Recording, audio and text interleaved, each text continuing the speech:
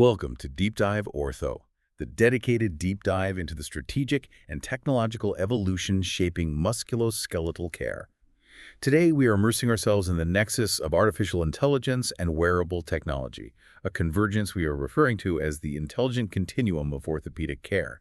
These sophisticated systems are rapidly shifting from, an intriguing novelty to essential core clinical tools.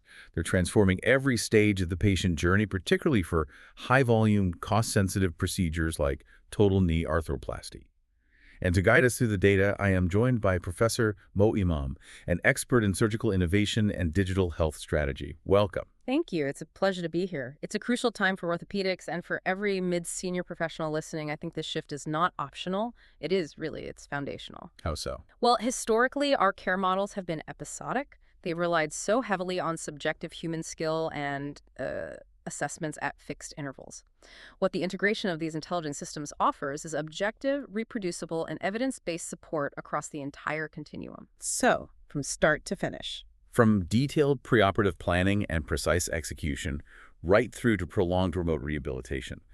Our mission today, really, is to understand how these technologies allow us to move from reactive management. You mean only addressing problems after they manifest? Exactly. Moving from that to proactive, highly personalized care models that can anticipate and even prevent complications before they happen. That is the core theme, isn't it? Transforming the expectation of recovery from a subjective hope to an objectively managed, data-driven trajectory. You've set the frame perfectly. Okay, let's unpack this, starting at the very beginning of the patient journey, the preoperative setting. The research we are seeing suggests that artificial intelligence, particularly machine learning, is demonstrating a clear superiority over traditional statistical methods when it comes to predicting surgical success and, well, mitigating high-stakes risk. So what exactly are these sophisticated models capable of forecasting in our most common orthopedic procedures, and how are they doing it better? We are moving past the era of simple linear regressions that might tell us, generally, that older patients have a higher risk. That's old news. The capabilities today extend into highly nuanced predictions based on complex, non-linear feature interactions. So it's not just one factor, but how multiple factors play off each other. Precisely. We are deploying advanced machine learning models. You will hear names like support vector machines or SVMs and random forests. But the real breakthrough performance is coming from deep learning networks. These models are tasked with predicting a whole array of postoperative outcomes. Such as? Things like surgical success metrics, the likelihood of specific complications, infection, thrombosis, joint instability, and even the actual day-by-day trajectory of recovery time for major procedures. Hips, knees, spinal fusions, you name it. That brings up a necessary point about technical density. You mentioned deep learning models, CNNs and FNNs. For the clinician who deals with clinical scores every day, but maybe not statistical models, can you clarify why deep learning is demonstrating this performance advantage? What is it capable of doing with our data that, say, a standard random forest model struggles with? That's a fair challenge. The difference really lies in their architecture and how they process complex, unstructured data, which, let's face it, is abundant in orthopedics. Right, like clinical notes. Clinical notes, surgical images, all of it. Standard machine learning models are excellent, but they require highly structured, manually extracted features. Someone has to tell them what to look for. Deep learning, particularly convolutional neural networks, or CNNs, are designed to automatically learn hierarchical patterns directly from the raw data. So they find the patterns themselves. Exactly. This is why the research consistently shows these DL architectures exhibiting superior performance. CNNs, for instance, are highly effective at processing complex data patterns in imaging and have demonstrated extremely high discriminative power at risk stratification. We are seeing area under the curve for receiver operating characteristic, the AUC-ROC value, reaching a staggering 91.4% accuracy. 91.4%. Let's just pause on that figure for a moment. Yeah. For our audience, the AUC-ROC is essentially how well the model can distinguish between a patient who will experience a serious complication and one who will not.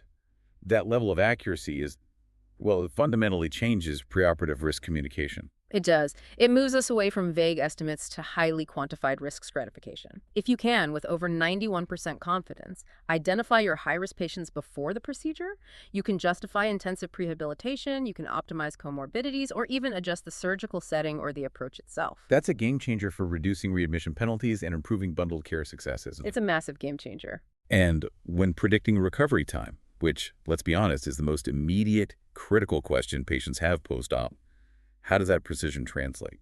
This is where the feed-forward neural networks, the FNNs, really shine.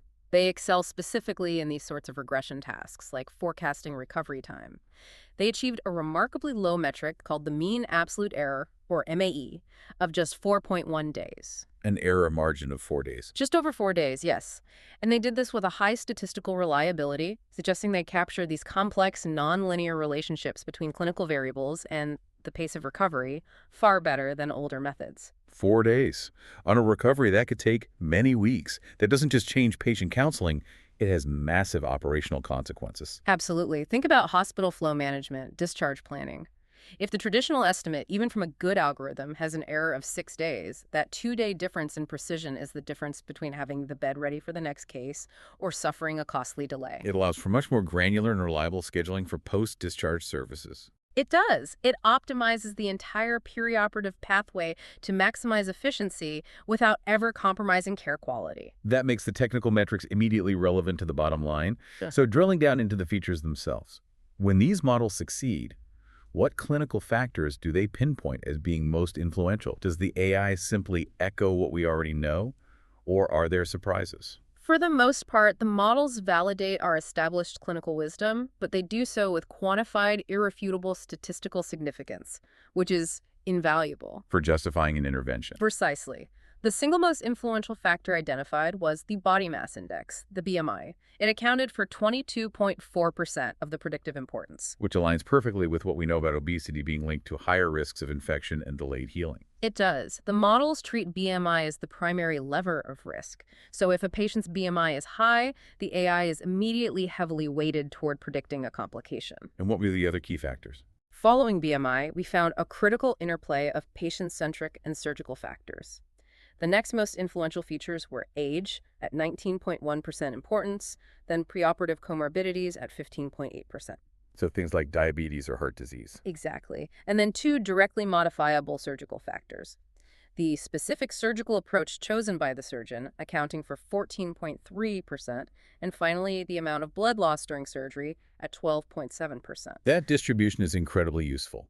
It confirms that nearly 2/3 of the risk profile is dictated by the patient's intrinsic health state, BMI, age, comorbidities. But that also means that almost 30% is still within the surgeon's immediate control. That's the key takeaway. Managing blood loss, selecting the approach. This data offers quantifiable justification for prehabilitation programs aimed at BMI reduction and for optimizing intraoperative blood management protocols. It allows for a targeted intervention strategy. That moves us neatly into, well, probably the thorniest subject in AI adoption. Yeah. The black box challenge. If the algorithms are providing these highly accurate predictions, but the underlying mechanism is opaque, how do we get seasoned orthopedic surgeons to truly trust the output? That opaqueness, the so-called black box nature, is the single greatest psychological and regulatory barrier to adoption. It really is. A surgeon, bound by professional and ethical responsibility, needs to understand the rationale behind a risk assessment or a surgical path recommendation. You can't just take it on faith. So if you can't explain why the AI flagged a patient, clinical confidence just plummets.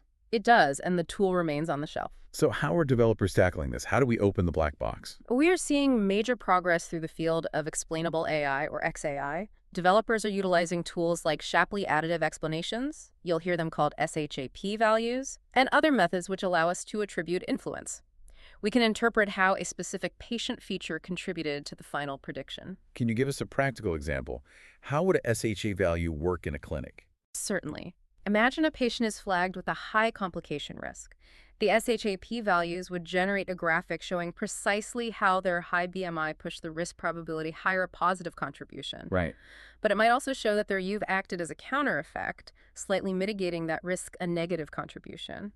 This granular breakdown is essential. So it bridges the gap between a raw prediction, 40% risk, and actual clinical reasoning. Exactly. It's 40% risk because of the BMI, despite the patient's age. It empowers the surgeon to say, right, the model suggests a risk, so we must focus preoperatively on optimizing glucose control, which is the largest contributing factor. This sounds fantastic in theory, but let's be realistic about clinical practice. A busy orthopedic pre-op clinic. Are clinicians truly expected to pull and interpret a detailed SHAP report for every single patient? Doesn't that just add another layer of work? That is a critical challenge, and it highlights the need for seamless EMR integration. XAI cannot be an optional manual step. The ideal system integrates the analysis directly into the electronic record. It should provide the justification in a digestible, visual format, maybe just 3 bullet points on the patient's risk dashboard. So automated justification, not manual interpretation. That's the goal. The clinician shouldn't be interpreting the raw data. The system should provide the clinical narrative derived from the XAI. And beyond risk assessment, are there visual aids for surgical planning? For analyzing imaging? Absolutely. For tasks involving image analysis, like planning spinal fusion, heat map visualizations are essential. These heat maps show the clinician exactly where the AI is focusing its attention within an image. It could highlight key anatomical structures, for instance. Yes, or demonstrate how the model identified the optimal trajectory for an implant based on areas of dense versus weak bone. This transparency fosters greater confidence. It moves the technology from being a mysterious oracle to a trustworthy, objective decision support tool. That integration of different data types, images, patient demographics, risk factors, seems to be the logical next step. Looking ahead, where is the predictive power of AI taking us next? The future is inherently multimodal. Orthopedic surgery is unique in its demand for integrating imaging, complex biomechanical parameters, and functional signals to tailor treatments. And deep neural networks are good at fusing this data. They excel at it. A compelling example is in complex spinal surgery. By combining high-resolution 3D CT reconstructions with biomechanical simulations, AI can predict exactly how tiny variables like specific screw diameters will affect long-term stability. And what were the clinical results of using that level of planning? The results are significant. This data-driven approach has already demonstrated tangible patient benefits, leading to an 18% reduction in postoperative complication rates in complex spinal deformity procedures. 18%. That reduction translates directly to better outcomes, fewer readmissions, and substantial cost savings. An 18% complication reduction just from better planning is remarkable. But achieving that precision must require immense computational power. That is the bottleneck. Training these highly sophisticated models has historically been a computational and time drain. And this is where quantum computing comes in. This is where the transformative potential of quantum computing enters the picture.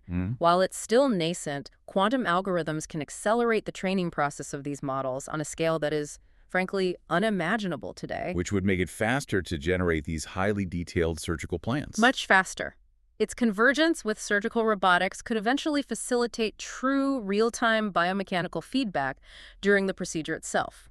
We're talking about predictive planning that adapts not just before surgery, but during the actual physical act of surgery. So AI helps us personalize risk before the patient even enters the theater. Now we need to transition to managing that risk once they're discharged, from prediction to prescription. And here's where it gets really interesting, especially given the current pressure on bed capacity and the strategic push towards same-day discharge protocols. Once the patient leaves the hospital, the risk continues. How are wearable technologies transforming postoperative management, particularly around preventing complications and ensuring rehabilitation adherence? The strategic pivot is driven by the undeniable need for objective, real-world data. Traditional assessments, whether it's the timed up and go test or even PROMs, are fundamentally limited. They're just a snapshot in a controlled environment. Exactly. They require an in-person visit, and they don't reflect the patient's daily reality. Wearable sensors, on the other hand, provide objective outcome data in the free living environment. They capture a continuous, complete picture. You're capturing capability versus actual function. That's a perfect way to put it. And the adherence issue, particularly post-total knee arthroplasty, is a serious roadblock. It's a huge challenge. If the patient doesn't do the work at home, the investment in the surgery itself is jeopardized. It is a profound clinical and financial challenge. Post-TKA rehab adherence to home exercise programs, particularly without support, is notoriously low. Reports suggest success rates hover around the 30% mark. 30%, that's a massive failure rate. It is. And remote therapeutic monitoring, or RTM, directly addresses this. It deploys remote tools, virtual support, and continuous communication, which we know can significantly enhance adherence. So what's the evidence that this telerehabilitation actually delivers comparable or even better outcomes for these TKA patients? Well, systematic reviews show that the overall long-term outcomes are largely comparable in terms of key functional scores like BOM, VAS for pain, and the KO score. So remote care isn't a compromise on quality. Not at all. It's an alternative delivery mechanism. However, we do see a very notable and clinically significant short-term advantage in one specific area: range of motion. Yes.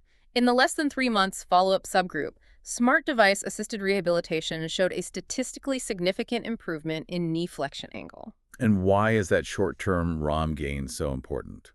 Because those early milestones, gaining adequate flexion, are predictive of better long-term outcomes. This suggests that the immediate real-time feedback loops in RTM devices accelerate that critical early recovery phase. It reinforces the behavior in a way that waiting 3 weeks for a physio appointment just can't. Precisely. What about beyond the structured exercises? Do wearables affect a patient's general, spontaneous physical activity? Absolutely, and this is a key differentiator. There's clear evidence that remote devices successfully promote general physical activity. A study using commercial activity monitors, a Garmin VivaFit 2, I believe, demonstrated that patients who received continuous step count feedback achieved significantly higher mean daily step counts. How significant was that increase? We saw an impressive 43% increase in mean daily step counts in the first week for the intervention group. 43%. That's a huge jump. It is. And it was sustained, though, to a lesser degree, out to 6 months post-surgery. This feedback loop is instrumental in driving positive, self-directed patient behavior. So we're generating all this objective data step counts, ROM activity. Can AI step back in here and make sense of it all to predict the patient's longer-term success earlier on? It absolutely can. This is where the intelligent continuum really materializes. Machine learning algorithms are already proving capable of utilizing the sensor data from as early as 11 days post-operation to successfully predict their 6-week PROMs following joint replacement. Less than 2 weeks post-op, you can predict their 6-week functional status. What does that allow a provider to do? It allows for proactive resource allocation. Instead of waiting 6 weeks to find out a patient is struggling, you can stratify patients into on-track and slower recovering groups almost immediately. So you can intervene with the ones who need it most. Exactly. You deploy more virtual PT time, more calls, more support to prevent a minor setback from becoming a major recovery failure. It is targeted, proactive intervention. Now, moving from general activity to highly specific, high-acuity complications. How are we using sensors to detect issues like surgical site infection or excessive edema? This requires going beyond what a standard smartwatch provides, doesn't it? It requires specialized, localized, dynamic biomarkers. For something like SSI, general data like whole body temperature is often insufficient or just too late. The predictive power relies on tracking localized trends. So for SSI monitoring, what are we tracking precisely? Continuous wound temperature monitoring is highly promising. But crucially, the analysis suggests that dynamic indicators, rather than isolated static measurements, are far more predictive. What do you mean by dynamic? We're looking at the temperature difference, the delta T between the wound site and the adjacent healthy skin, along with the overall trajectory of that temperature over time. Those dynamic changes hold greater significance than a single reading. But what I found genuinely counterintuitive in the research was this observation about early infection. Can you elaborate on the phenomenon of infected wounds potentially presenting as cold spots? It is indeed counterintuitive, and it is a critical finding. Traditional teaching focuses on fever and local warmth. However, early in the post-operative period, certain infected wounds may present as localized cold spots. So they're actually lower in temperature. Yes, lower than non-infected wounds or the adjacent skin. This could be due to localized vascular changes or reduced metabolic activity in compromised tissue. That observation fundamentally shifts how we should be training clinicians to interpret this data. A traditional thermometer might miss it. It highlights the urgent need for specialized thermal arrays and standardized measurement protocols to implement these parameters reliably. We need sensors designed not just to measure temperature, but the spatial difference and the temporal rate of change. But what about monitoring localized swelling or edema? For edema, we are seeing the development of specialized bioimpedance or force sensing devices. Think of things like instrumented socks or localized compression sensors being prototyped. Now, let's address user compliance. Asking a patient to wear bulky sensors for months is a major hurdle. What's the next generation of tech doing about that? The focus is overwhelmingly on seamless integration. Smart textiles. This involves weaving biosensors directly into multi-layered knit fabrics. This is part of their clothing. Exactly. One innovative example is 3D knits, which uses pressure sensors integrated into the textile itself. They enhance both comfort and data precision. And does this technology sacrifice accuracy for that comfort? Quite the opposite. The integration is so precise that AI algorithms analyzing the data can recognize activities like walking, running, and specific rehab exercises with extremely high accuracy. Yeah, hi. Up to 99.6% accuracy in classification. This dual focus improves data quality and vastly increases patient adherence by making the device feel like clothing, not medical equipment. We've established the clear clinical effectiveness. But for any mid-senior professional focused on organizational strategy, this must be coupled with financial and operational viability. For our orthopedic audience, understanding the difference between remote patient monitoring RPM and remote therapeutic monitoring RTM is absolutely critical. Can you walk us through those distinctions? This regulatory distinction is foundational. Historically, remote patient monitoring, or RPM codes, were established to focus strictly on physiological data. So, systemic health, Mm. heart rate, blood pressure, that sort of thing. Precisely. The RPM codes are designed for monitoring vital sign instability or managing chronic systemic conditions. And a key characteristic of RPM is that the data transmission typically must be automatic and digital. So how does remote therapeutic monitoring, or RTM, pivot specifically to address the needs of orthopedics? Well, RTM was introduced later, explicitly to capture and address the management of non-physiological musculoskeletal data. This is our world. This is where orthopedics lives. It is. RTM data includes functional capacity, adherence to therapy, joint range of motion, and patient-reported pain levels. This focus makes RTM inherently more relevant and strategically important for us. So you can now bill for managing rehabilitation adherence. You can. The key RTM CPT codes are 98977 for the device supply and 98980 for the time spent on management. That's the financial pivot point. And what about the regulatory requirements? The foundational requirements are similar. The device must meet the FDA definition of a medical device, and data must be collected for at least 16 days per month. However, RTM has a crucial strategic advantage for rehab settings. RTM permits patient self-reported data. That is a huge enabler. It is. Metrics like validated pain scales or subjective functional status can be collected and billed for, providing a more holistic picture of recovery. Looking at the macro picture, why are integrated health systems so focused on investing in these platforms right now? What's the major financial driver? It is overwhelmingly a financial and strategic imperative. We have to acknowledge the scale of the problem. The annual cost of musculoskeletal conditions to the healthcare system is staggering. It's approaching $600 billion per year. Which is more than twice the cost of heart disease. Exactly. In a world dominated by value-based care, remote monitoring systems are critical for risk mitigation. And what specific risks are we mitigating? We are mitigating unplanned, costly, and financially penalizing events, unplanned readmissions, and expensive emergency department visits. As health systems aggressively move towards same-day discharge protocols, these systems become essential for de-risking that transition home. They're the insurance policy for same-day discharge success. That's a great way to put it. We've seen undeniable success in preemptively managing post-discharge issues. Can you give us an example? Certainly. In one pilot, remote vital sign monitoring identified hypotensive readings, low blood pressure, in nearly 30% of patients who'd gone home. And they were managed remotely. Crucially, yes, these drops were successfully managed using standardized remote hydration protocols guided by the care team. This proactive management enabled safe delayed mobilization and prevented complications without a hospital return. That paints a clear picture of financial viability. However, there's always friction with new technology.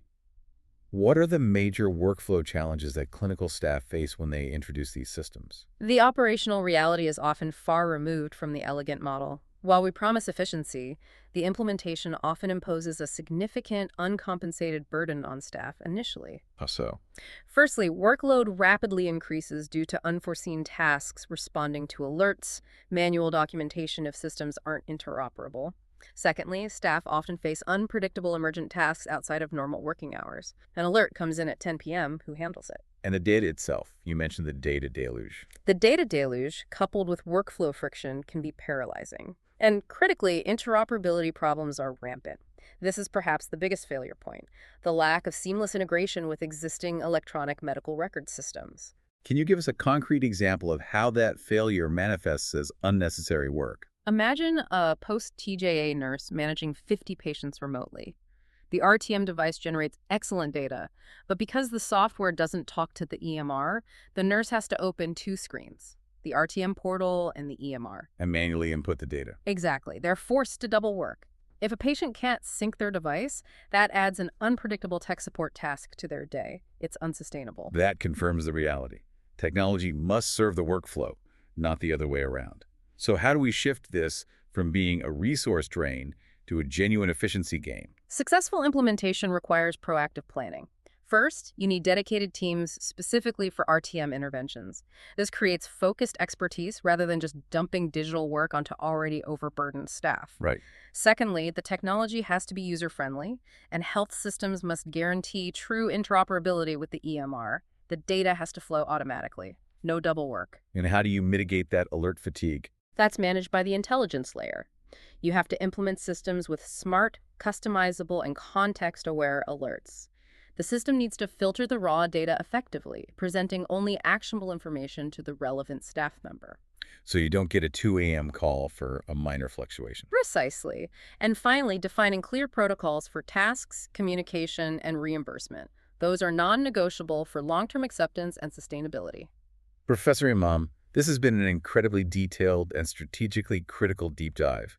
To synthesize our findings, AI provides practitioners with unparalleled predictive power for personalized risk stratification. And simultaneously, wearables and RTM platforms unlock objective, actionable data for optimizing post-operative recovery. It really is the definition of the intelligent continuum. That precisely captures the transition. However, it is imperative to temper the enthusiasm with a demand for long-term validation. How so? Most current studies on these technologies still have relatively short follow-up periods. The median is often around 3 to 6 months. We see significant short-term functional gains, but we need proof that the long-term efficacy at 1 and 2 years is sustained. And we can't discuss strategic adoption without returning to the financial equation. Does the current evidence definitively support the upfront cost? That remains an area requiring explicit focus. At present, we often lack comprehensive economic evaluations. Intelligent rehab involves higher initial equipment costs. The smart textiles, the AI licensing fees. All of it. And while the hypothesis is strong that they will reduce long-term expenses, we need robust long-term economic studies to definitively justify that initial capital outlay. That's the final piece of evidence the CFO needs.